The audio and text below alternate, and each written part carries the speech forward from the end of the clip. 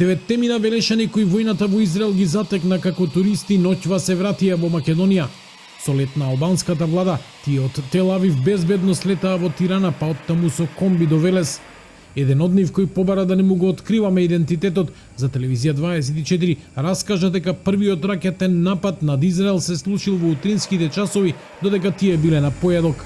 Почаа да свират сирените, за евакуација, дека има воздушен напад, спаднавме надвор, на небото имаше експлозии, ги пречекуваа вајда ракетите што ги испраќаа од Палестина, исплодираа во воздух, животот и после тоа си продолжуваше нормално, луѓето се движаа без никаков проблем, сите продавници си работат, ние се шетавме пак, ништо кога да не се десило, тоа всушност нивно е најнормална секојдневие, луѓето ги чуеме како, они викаат дека тоа е секојдневие кај.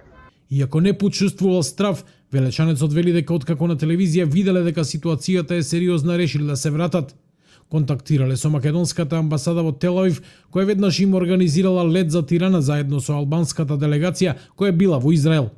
Велешанецот раскажува дека ниту попат кон аеродромот не забележал дека е воена состојба. Потоа безбедно слетале во Тирана, каде што лично ги пречекал македонскиот амбасадор Данчо Марковски. Не пречека, благодарност до него. Мислиот, он ни купил за јадење, вода, и доека го чекавме комбето што го прати од Македонија, беше со нас до крај, немаше место у комбето, ја пушти неговата кола амбасадорската, не пренесоа преку ваму, не донесоа до дома, до Велес, благодарност и на нашата влада, благодарност на шоферот што не возеше. Деветте мина велешани се дел од 50 лоцирани македонски граѓани во Израел, а нивниот вкупен број таму е околу 200.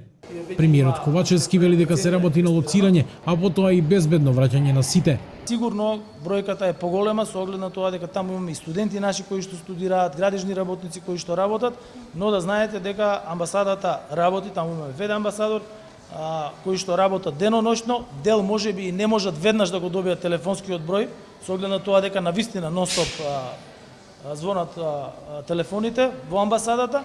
Меѓутоа кризниот штаб 24 сата работи во Министерството за надворешни работи, мојот кабинет е вклучен, Министерството за внатрешни работи навистина е на располагање и министерот Спасовски и ќе направиме се за да може секој граѓанин на нашата држава да биде на безбедно и да може да се врати. Претходно, Министерството за надворешни работи соопшти дека 7 македонски туристи кои биле затечени во Витлеем успешно е поминале границата со Јордан, на безбедно се и во наредните денови се очекува нивно упатување кон земјава. Вчера утро 4-члено семејство затекнато во Тел Авив преку комерцијален лет се упати кон Истанбул, од каде што исто така ќе го продолжи патувањето кон дома. Од надворешни апелираат до граѓаните на Македонија кои во моментов се наоѓаат во Израел да ги почитуваат упатствата на безбедносните власти на Израел, како и да се пријават во амбасадата во Тел Авив или на дежурните телефони во централата во Скопје.